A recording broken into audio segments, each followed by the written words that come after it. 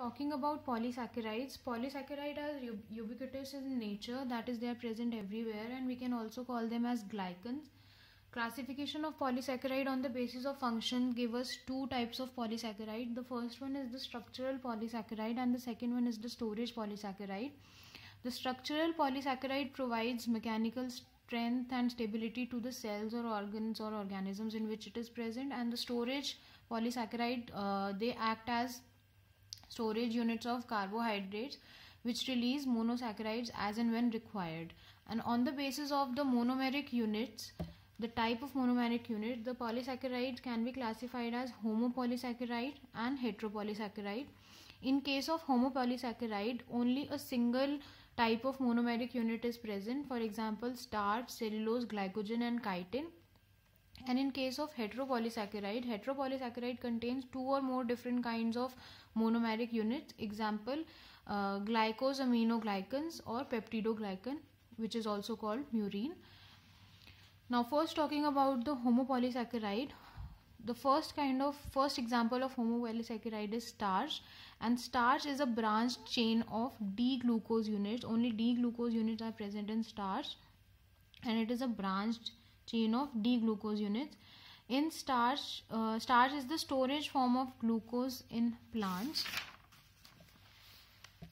It contains of two components. Starch contains of two components. First is the amylose and the second is amylopectin. In amylose, amylose is basically a linear unbranched polymer. Amylose is linear, which is not branched, and it is a polymer of alpha D glucose units, and these glucose units are combined or connected with each other by alpha 1,4 glycosidic linkages. While in case of amylopectin, amylopectin is a branched polymer of alpha D glucose, and the chain linkage is of alpha 1,4 glycosidic linkage, while the branching is of alpha 1,6 linkage. And the branching occurs at every 25 to 30 alpha D glucose residues approximately. So these are the structures of amylose. In amylose, the D glucose units are combined with each other with alpha 1,4 glycosidic bond, while in case of amylopectin, the chains are combined with alpha 1,4 glycosidic bond, and the this branching point is connected with alpha 1,6 glycosidic bond. Alpha 1,4 is in chain, and in branching it is alpha 1,6 glycosidic bond. We carry out the iodine test to check for the presence of starch, and the reason why it gives blue color is due to the presence of amylose. Amylose is responsible for giving the dark blue color on the iodine test. Because of the formation of polyiodide chains which occur upon reaction of starch and iodine, amylose form helices where iodine molecule assemble, and this forms a dark blue black color. The formation of amylose helices in iodine rich regions gives a dark blue black color. Second example of homopolysaccharide is glycogen. Glycogen is the major storage form of carbohydrates in animals, and we find glycogen mostly in liver and muscles.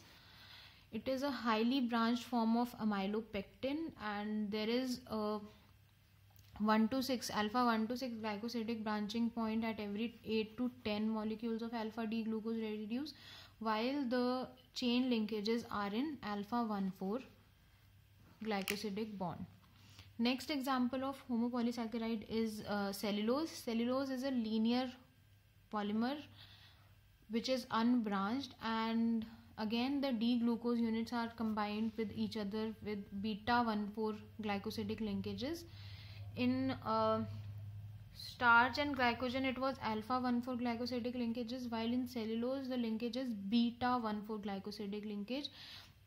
Cellulose is a structural polysaccharide in plants, and it's not hydrolyzed by human enzymes. So even though it's not a part of human, even though it's a part of human diet, Even if we ingest cellulose, it cannot be hydrolyzed by our enzymes. And cellulose is one of the most abundant organic compound which is present in the biosphere. Moving on to chitin.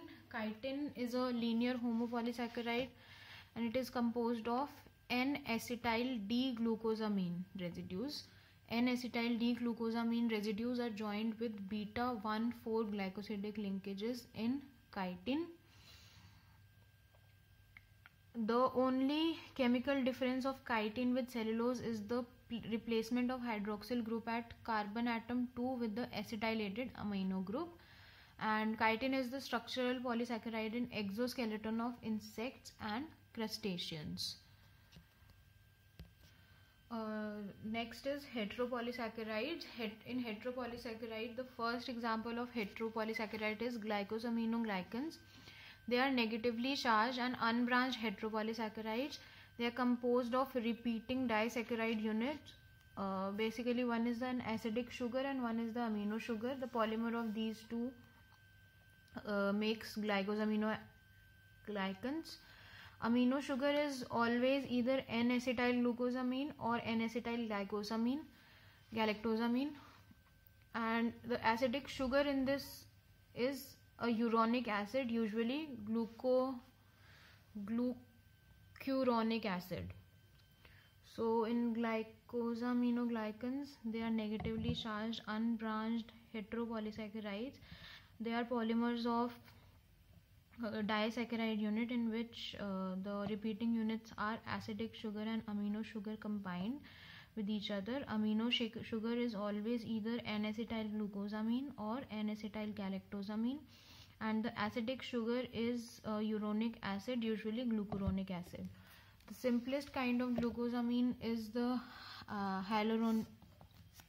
hyaluronic acid, and it contains alternating residues of D-glucuronic acid and D-acetyl glucosamine. Major glucosaminoglycans are keratin sulfate, heparin sulfate, and hyaluronate, etc.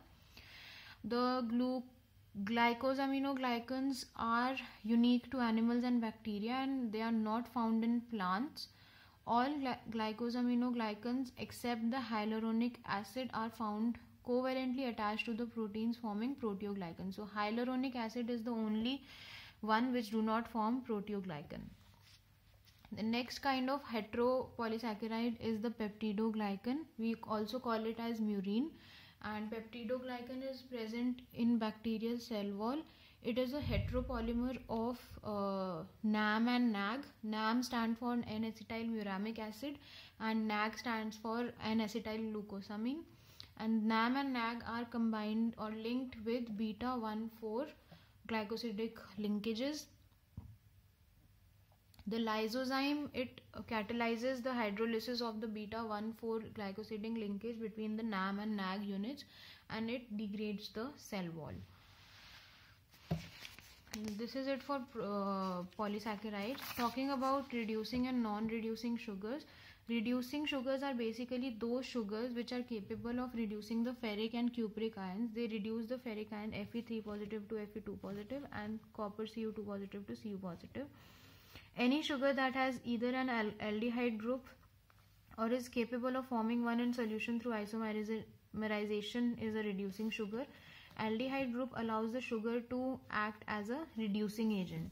If the sugar is able to form an aldehyde group through isomerization in solution form, it acts as a reducing sugar, because the aldehyde group is the one which helps the sugar to act as a reducing agent.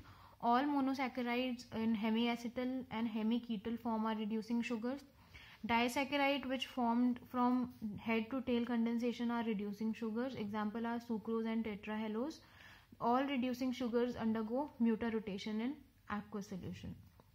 Talking about non-reducing sugars, the sugars which are not capable of reducing ferric and cupric ions are non-reducing. Sucrose and tetrahallose are basically, they are exceptions which are non-reducing. In disaccharides, sucrose and tetrahallose are non-reducing sugars. In the non-reducing sugars, the anomeric carbon becomes involved in glycosidic bond and say they don't contain free anomeric carbon atom and they don't have a reducing end, so it can be oxidized by ferric or cupric ions. So because the anomeric carbon is not free, so they don't have a reducing end, due to which they do not reduce ferric or cupric ions. And the free anomeric carbon atom which is not involved in glycosidic bond formation is commonly called the reducing end of the chain in case of disaccharide and polysaccharide.